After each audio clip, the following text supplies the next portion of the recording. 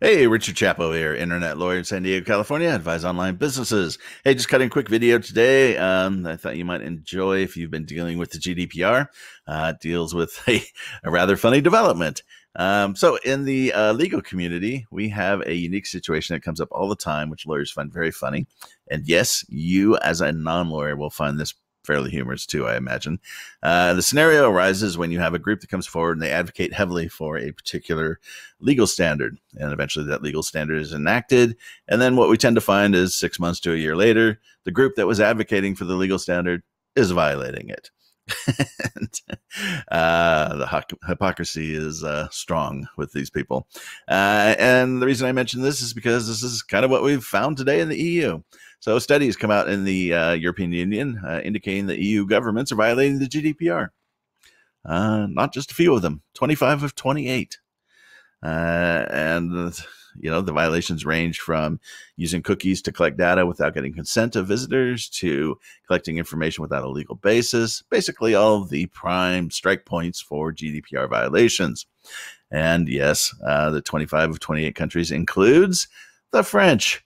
The French Supervisory Authority, I believe they're called the CNIL, which is very aggressive in enforcing privacy laws. In fact, this is the group that fined Google 50 million euros. And maybe the French want to look in-house first before they start going after private companies, because many of the French government agencies are violating the GDPR. Now, if they fine Google 50 million euros, I wonder how much they're going to fine their sister and brother agencies. Yeah, we'll probably have to wait a long time for that to happen. So what about this study? Now, unfortunately, we're in a day and age where you have to look at the source of any kind of study or report of this sort because of fake news situations. When you hear 25 of 28 countries are violating the GDPR, you immediately think, did Facebook sponsor this? But actually, this is a very credible source. It's actually a study that was conducted by the EU Parliament.